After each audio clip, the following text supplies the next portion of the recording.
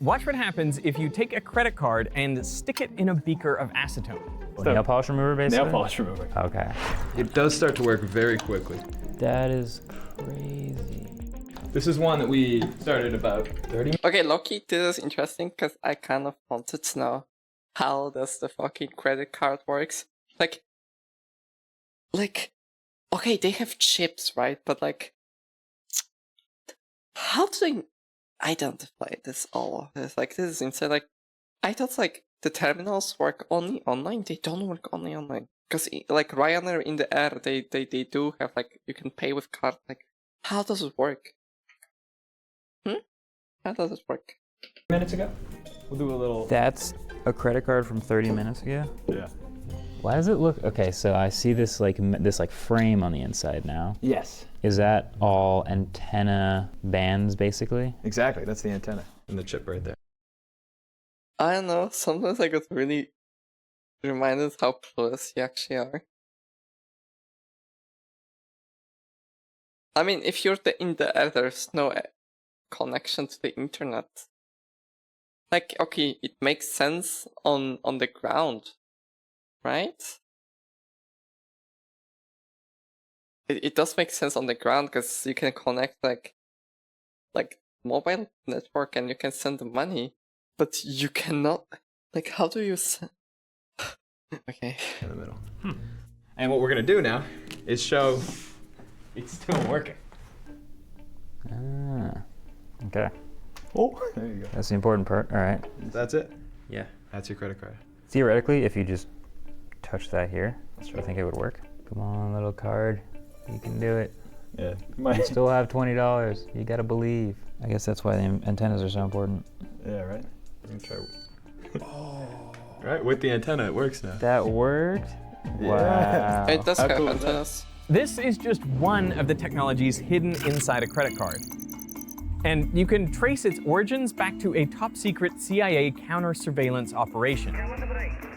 In this pair of videos, we're going to uncover all of the credit card's hidden features and put them to the test to see how secure they really are, including attempting to steal $10,000 from MKBHD's locked iPhone. That's a lot of zeros. Careful with that. Oh my God. I don't like that at all.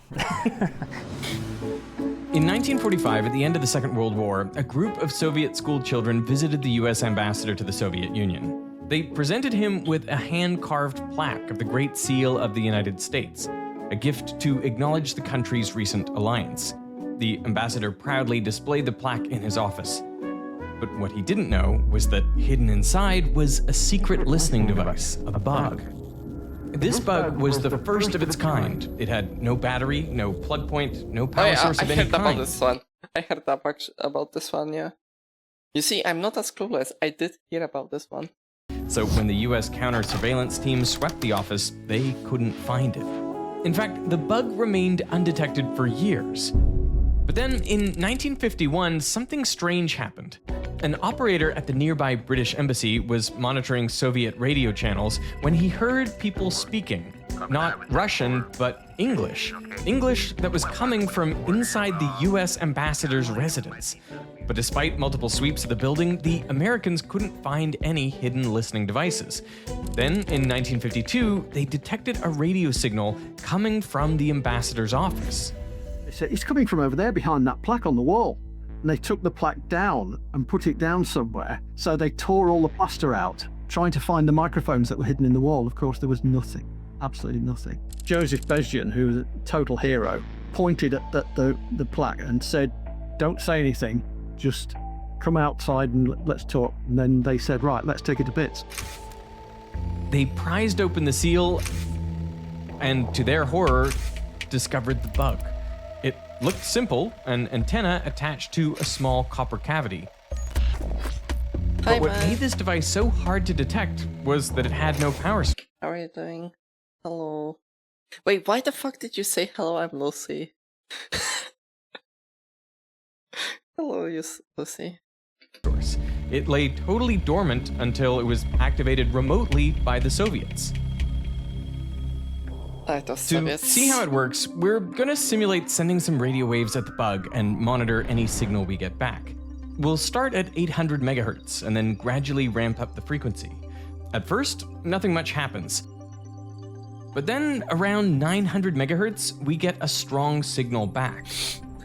By the way, you guys make fun of me, right? That I'm actually clueless, right?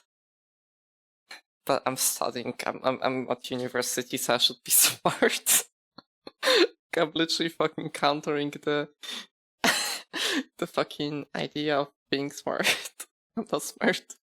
Because as the radio waves hit the antenna, their electric field tugs on the electrons inside, causing them to oscillate and create an alternating current inside the antenna, which in turn re-radiates a signal out. At most frequencies, that signal is very weak, but around 900 megahertz, each push from the radio waves lines up almost perfectly with how the electrons oscillate. So each cycle reinforces the last, and you get resonance. As a result, you get a strongly re-radiated signal. This resonant frequency is unique to a given object or circuit, and it changes based on its electrical properties like capacitance. So the Soviets realized they could use this by adding a cavity. What we need to do is have a resonant cavity that's very, very highly tuned, like a tuning fork for radio. Now, obviously there's a capacitance between this end and the sheet, and as the diaphragm moves in and out, the capacitance changes. 1 second, I'm gonna switch to the screen. Oh yeah, to this one, so you can actually see the entire thing, not covered by the chat, okay? So that changes the tuning of this electronic tuning fork. So as people in the room speak, the sound vibrates the diaphragm, and that changes the capacitance between the two plates. Now going to university doesn't tell you you're smart, it only tells you that you're capable of memorizing everything they got thrown at you and have to pass the test designed to test memory. I was just joking. I was just joking. I honestly, I don't know if I ever told you guys, but I actually applied to art degree, to graphic design degree in the art school. But because I went straight up immediately after high school to Japan for 2 months, I actually couldn't. I actually missed like the deadline to submit the papers. So I was like, I don't know what to do. So just like sign up randomly for like comp sci. I didn't study before the test because technically you have this point system in Poland that like you have to like submit stuff beforehand. Like you have to decide what you want to study like a year before. So you have to write like math tests, like extended physics. I didn't write any of those shit, and my math test was horrible as well. But I was like, whatever. I'll just submit my papers, and if I don't get it, it's whatever. I'll just submit next year. But if I do, it's cool, I guess. And like one day I wake up and I'm like, you're accepted. I'm like, what the fuck? And I know like some people that actually try harder for this and they didn't get accepted. I was like, oh, yeah, but I don't really know physics, to be honest. I don't really know physics. I don't know a lot of things. I'll stay clueless on the topics that I'm not interested in. Maybe that's a better way to say it, yeah. Which in turn alters the resonant frequency. So you get a 10 nanometer movement. That's enough to move the resonant frequency. That changes the amplitude of the radio waves that get re-radiated. So you end up with this, a return signal that contains the original radio wave, but it's enveloped within the sound wave. It's a technique called amplitude modulation, and it's the same technique used to create AM radio. So whenever the Soviets wanted to listen to a conversation, they blasted radio waves from outside, likely from a van or a nearby building. And then they received the radio wave they got back from the bug and extracted the sound information modulating that radio signal. That's crazy. The Americans nicknamed the bug the Thing, since at first they didn't know how it worked.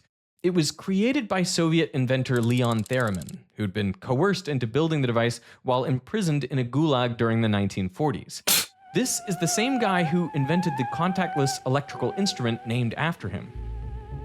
So, what did the president and the CIA do after discovering the bug that had been spying on them for 7 years? They told no one. They realized the thing was years ahead of their own spying technology. This was new, and nobody'd done this before. There were no countermeasures. So they secretly began working on their own, enhanced version of the device. Meanwhile, in the rest of the United States, the post-war economy was booming. For the first time, ordinary families could afford things that used to be luxuries. TVs, cars, even flights. But paying for these expensive items was clunky. You either had to carry a huge wad of cash, or you wrote a check that might take days to clear. So banks saw an opportunity. If you could make buying things even easier, then spending could explode. The first bank to Dude, I actually thought for some reason this is gonna be an advertisement for, like, oh, so that's why the sponsor of today's video is Revolut. I don't know why I thought capitalize was Bank of America. In 1958, they launched their Bank Americard. It's money in a more versatile form. allowing customers to buy all kinds of expensive items on credit. This was the first universal credit card. By the end of the decade, 2 million cards were in circulation, and over 20,000 merchants had agreed to accept it. A few decades later, this card was being used worldwide under a different name, Visa. But these early cards had two main problems. First, for each transaction, the seller had to physically imprint the card details onto 2 slips. One for the customer, and then one they'd later send to the bank. That's why the numbers on older That's why they're bumpy? Oh my god. cards okay. are slightly raised. However, this whole process was inconvenient for the customer, who was still used to just handing over cash, but it was even more inconvenient for the seller. They had to mail all these slips to the bank or take them over themselves. The bank would then visually inspect them in order to authorize a payment. This meant that it could take days before the seller actually received the funds in their account. So that first problem was speed. And this actually led to the second problem, security. A criminal could buy something with a stolen or counterfeit card, and by the time the banks realized they'd been defrauded several days later, well, the criminal was long gone. And as criminals got smarter, fraud kept growing. By the late 60s, credit card fraud was costing the banks $100 million a year, around $1 billion in today's money. So the banks needed to make a better system, one that was faster, but also more secure. Back at CIA headquarters, they were facing a similar problem. To enter the building, staff presented an ID card to a guard, who would inspect it and decide whether to let them in. This process was slow, and all the information was clearly visible on the cards. So if you think about it, it wouldn't be that hard for a card to be cloned by, say, a Soviet spy. Then, in the early 1960s, they wanted to create a more secure ID card for CIA officials, and to do that, they brought in IBM engineer Forrest Perry. Perry knew that audio cassettes stored their information on magnetic tape, and he wondered if he could use the same tape to store data on the ID cards.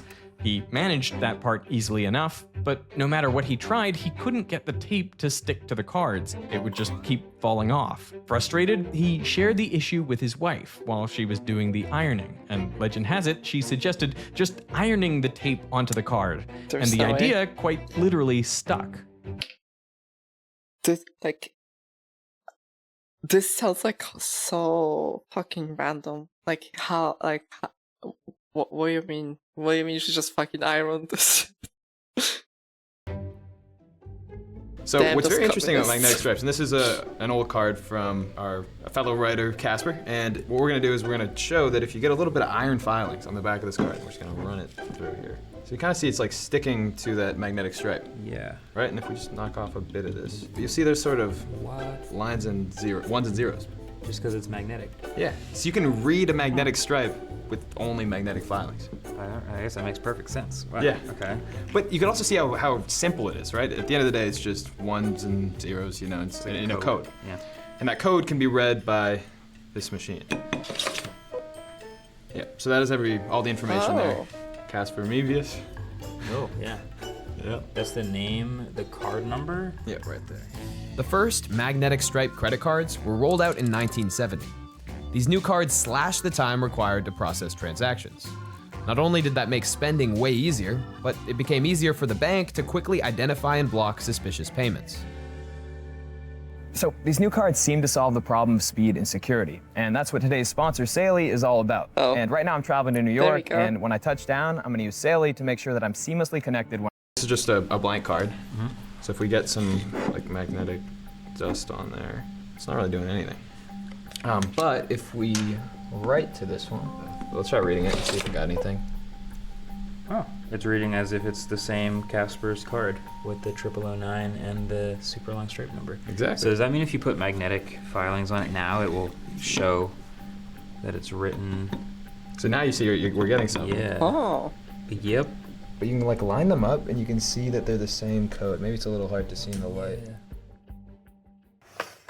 Cloning cards in this way and then using that to steal money was so easy and so effective that some people made entire businesses out of it.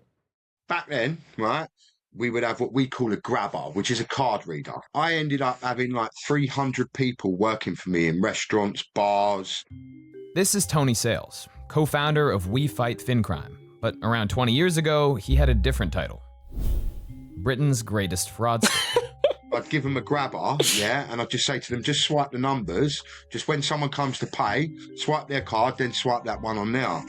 I'm gathering thousands and thousands of numbers weekly, but I'm also becoming a wholesaler of the numbers. You know, at 16, I was paying like loads of people 300 quid a week wages. The problem is that the data That's on that crazy. magnetic stripe is static. So if you have a skimmer, you can clone the card in seconds and then reuse it again and again, draining the funds before the card owners realized. Yeah, well, I had £500,000 under my bed, didn't I, at 16? It's crazy how easy it was. By the early 2000s, card fraud was costing the UK over £400 million a year, and the single biggest culprit was magnetic stripe skimming. The UK was just getting hit massively with credit card fraud. Yeah, no wonder So no one the biggest wanted to card fucking networks use got cards. together to solve the problem. They created the EMV standard, a 700-page document that defined how to make secure card payments. The result was this, the chip. It's what you use every time you enter your card into a payment terminal, and then you enter the PIN. In other words, chip and PIN. Now, the way the chip works is fundamentally different from the magnetic stripe. That's because the magnetic stripe encodes information statically. So every time you use it, it sends the same information first onto the card reader, then onto the issuing bank. But the chip is different. That's because it's basically a mini computer. So it Oh, wait, doesn't work exactly like SIM cards? Like SIM cards are actually like really tiny computers. They have like a little bit of RAM as well, and a little bit of storage. So maybe that's why. Oh, that would make sense. Damn, I'm smart. can encrypt its information using a secret key known only by itself in the issuing bank. When you insert the chip, the reader sends it a long message containing all the transaction details, as well as a long random number generated by the reader. The chip then uses its secret key to garble the message into a unique code, which it sends back to the reader. The reader then forwards this onto the bank, along with the raw transaction details and the random number. The bank then applies its own key to the raw data as well, and if the output matches the code from the card, well, the bank knows the transaction's valid. Then, and only then, does the bank authorize the transaction. This process makes the chip more secure for two reasons. First, each transaction creates a new unique code, so you can't steal a code and reuse it. Second, a chip is incredibly difficult to clone.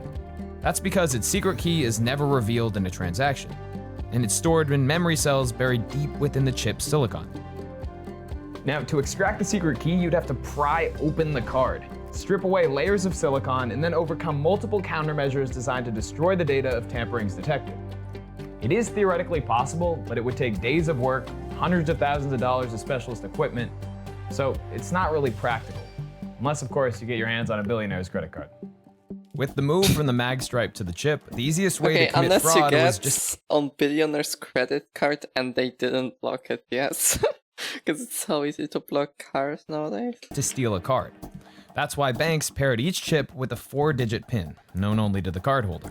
But stealing PIN numbers is not very difficult, and there are multiple ways in which your PIN number could be stolen from you before your card was then compromised. Over the shoulder at the ATM, with a hidden camera at the ATM, all these types of different things. It's not that hard, but it's much harder than just forging a signature. When chip and pin comes in, our business is dead in the water. But then it weren't, because America didn't adopt it till much later. So now we can sell them in the States. Chip and PIN was introduced in the UK in 2003, and over the next 7 years, counterfeit fraud in the UK fell by Really? 63%, leading to a 27% decline in fraud overall. But over the same period, US card fraud increased by 70%. It took until 2013 for a huge wake-up call. Criminals stole 40 million card numbers from the 2013 superstore alive chain already. Target. They used the details to create cloned cards, which they then swiped around the country.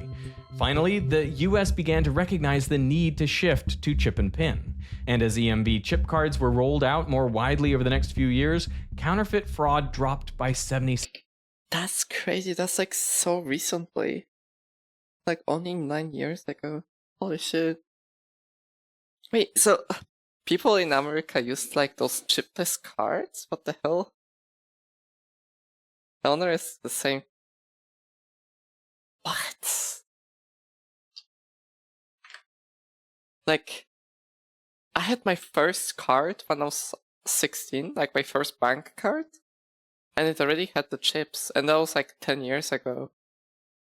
No, wait. No, I was 13. I was 13 10 years ago. Yeah. Yeah, if I was 10. If I was 16 10 years ago, I'll be 26. I'll be barely at basically dust. 6%. But the improved security came at a price. The time it took to do a transaction more than doubled, adding on average around 10 seconds onto each transaction. That's not That may much. not sound like much, but if you consider all the transactions taking place across the country, it soon adds up. In the US, it's been estimated that chip and PIN added about 116 million hours every year waiting at cash registers. That's why businesses care so much about the tiniest bit of friction to spending. For example, it's been found that one-click checkouts online can increase spending by almost 30%. So now the banks switched their attention from security back to speed. And they began to wonder, what if you could take a second off of every transaction? What about 2? What if you could make each transaction basically instant without having to make contact at all? Well, that would require sending a signal across a distance and then getting back a reply at the speed of light.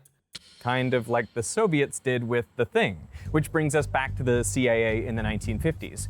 While reverse engineering the Soviet device, the Americans realized its design had one major flaw. The main issue with it is that it is so hypersensitive to disturbance. They would have to retune and recalibrate every time the room temperature changed drastically or somebody slammed a door. The device is tuned to work over a small range of frequencies. If the transmission signal is too close to the resonant frequency, the change in amplitude due to the movement of the diaphragm is too small to detect. The same is true if it's too far away from the resonant frequency. Therefore, you only get enough sensitivity in this tiny region either side of the resonant frequency.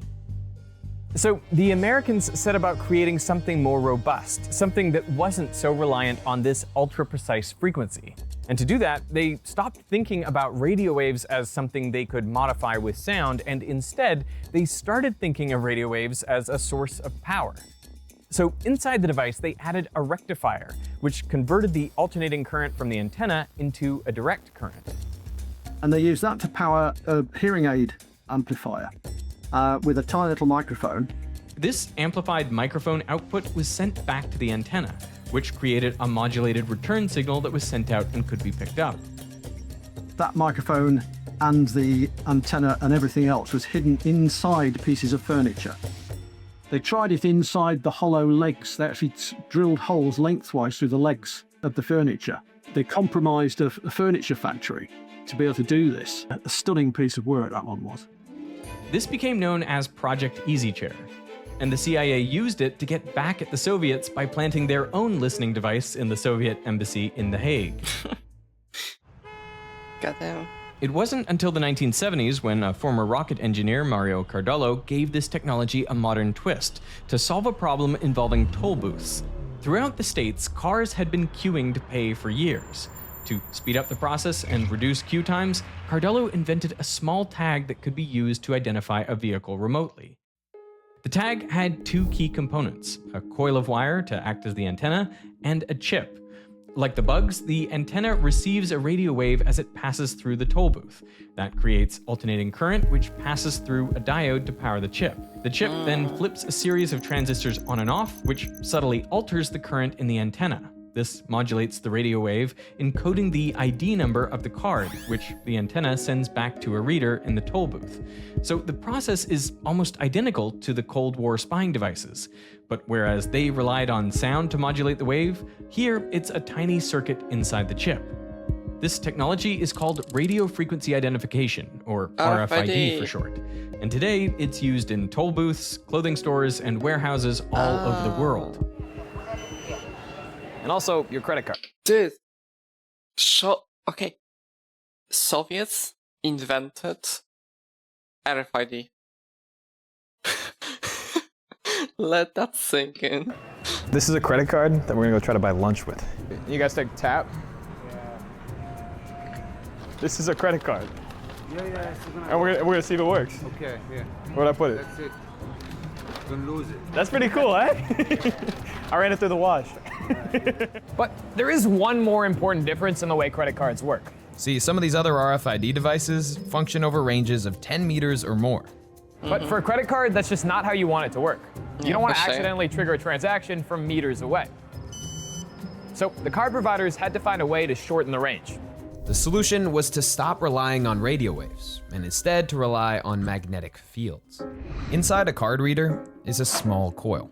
When you pass an alternating current through this coil, it creates a changing magnetic field. Then, if you move your credit card close enough so that the changing magnetic field cuts through the card's antenna, well, it induces an alternating current in the antenna. And you can see this in action using a special chip with an LED. This is one of those chips. What's very interesting is that these chips don't have batteries. If I come in with the reader, if you watch really closely, you'll see it'll start to light up. Yeah, there you go. See? Yeah, so that's showing that all the power is coming from the reader. Yeah. That current passes through a diode to power the card's chip. The chip then alters the current in its antenna. This modulates the magnetic field around the antenna, which the coil in the reader detects. That modulated signal carries the unique code for that transaction, which the reader then sends on to the bank. Cryptographically, this works just like chip and pin, except now, instead of using metal contacts, the chip and reader communicate through a shared magnetic field. This technology is called Near Field Communication, or NFC, and it's what powers all contactless credit cards today. The first contactless payment cards were launched in the mid-2000s, around the same time as chip and pin, but contactless took much longer to catch on, particularly in the United States. Customers were cautious, and banks were waiting for enough retailers to get the right card readers, while retailers were waiting for enough customers to get the contactless cards from the banks.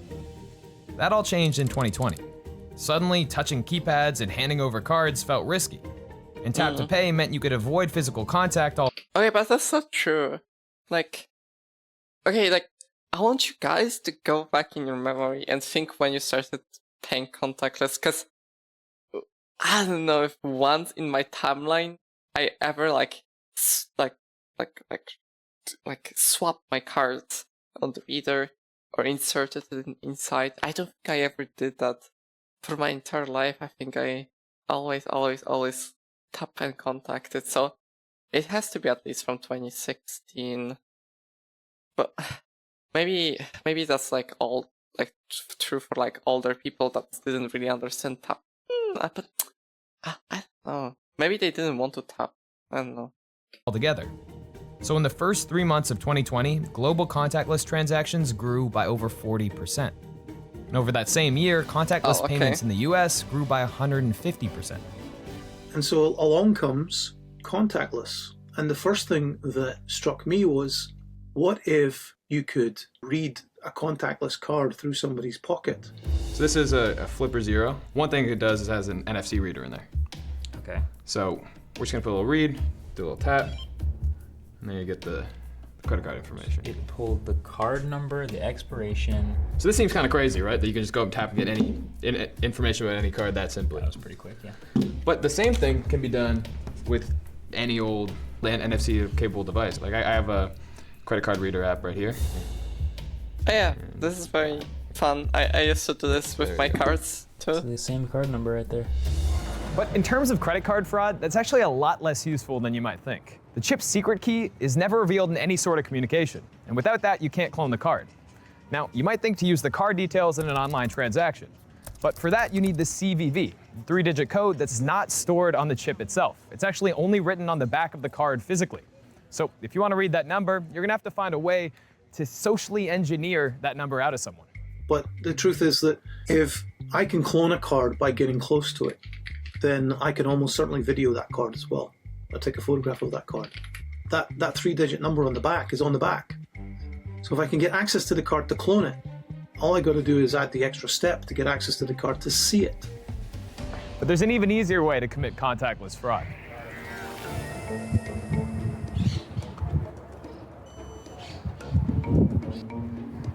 This is called digital pickpocketing, or ghost tapping, and when I tried it, I found you had to be within about 2 centimeters of the victim's pocket. But in most countries, contactless transactions have an upper limit, so you can only lose so much in a single transaction. In the UK, that's grown over time to 100 pounds. But what if you could do it thousands of times? Yeah, exactly. That's exactly what a 36-year-old woman thought in Italy in 2025. She was arrested after tapping money from unknowing tourists in the busy streets of Rome. And crowded places like this could be vulnerable to even more sophisticated scams. So what if you were to put a contactless reader into a public space, like, for example... Nah, bro, that's why I don't fucking carry my cards around. That's why I was like always scared of this. I never carry the card with me. I don't know. Like either physical money or my phone. Like most of the times we can pay contactless in Europe. Between the walkway where you go through into the subway or the underground, right? You have to go through a narrow space. What if I could hide a reader in there? Or if enough people have cards in a pocket at the right position, I could maybe read hundreds or thousands of cards a day. And while most countries do limit the amount you can pay in a single tap, the US doesn't. So in a single tap, you could lose thousands of dollars. Really? One way to protect against digital pickpockets is keeping your cards in a Faraday cage wallet. Or having multiple cards next to each other also makes each individual card a lot harder to read. But of course, that's not much use if you lose your card or it gets stolen. What happens when you make a payment? Do you get a notification on your phone? Does the bank tell you? Because the banks will offer that service, and you should do it. And I think if everybody watching this, I watch Veritasium, by the way. I'm a fan. I like them a lot. With the millions of people you have watching it, if you can get half of those people just to go onto their phone app and put notifications on, if you do that, you will have the biggest impact on vulnerability when it comes to contactless payment than anybody. With notifications on, you can contact your bank as soon as you spot a suspicious payment. But why not go one step further and transfer all your cards to the mobile wallet on your phone? Yeah. There, your real card numbers aren't stored, so they can't be stolen. And even if you lose your phone, your card is safe, protected by fingerprint or facial recognition. It seems like the mobile phone is the perfect blend of speed and security. But the thing is, Tap to Pay has evolved far beyond its original design. Over the last 20 years, new features have been added, some for security, others for convenience. And that convenience comes at a cost. Uh-oh. Coming soon to Veritasium. I'm here with MKBHD, and we're gonna try to steal $10,000 from his locked iPhone. What? This is only part 1? No, I was so lucky and I was so hyped. We're gonna... Okay, so you can steal it. I know that, like, that was what I was fucking, like, surprised. In Japan, you have the fucking, Suica card, right? And you can have it on your phone. And even if your phone dies, you still can pay with Suica. So I assume something with this will be able to do. You can probably still somehow trigger it. Really hope it doesn't work. Really hope it doesn't work. I'm gonna get you to put that phone down on top of this device. It's just a regular payment terminal. Nothing weird about that. Careful. Careful with that. Careful. Careful. That's a lot of zeros. Careful with that. Oh my God. Okay. Do you even think it's possible, firstly? $10,000. I don't know if Apple Pay will let you do that. Let's see it. Let's see if it works. I feel like I'm a bit of a magician, but I'm like, I haven't changed anything, right? Okay. Yeah. It's still locked. It's locked. Nothing else. Yeah. Okay, we're gonna start the script again. Okay, that's so fucking weird script. What just happened on my phone? Oh my god.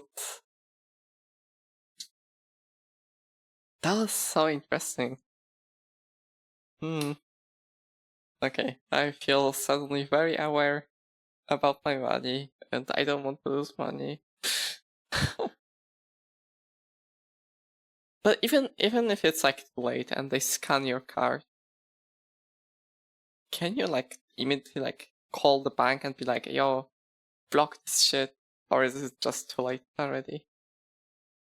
Can you like roll back? Probably not, right?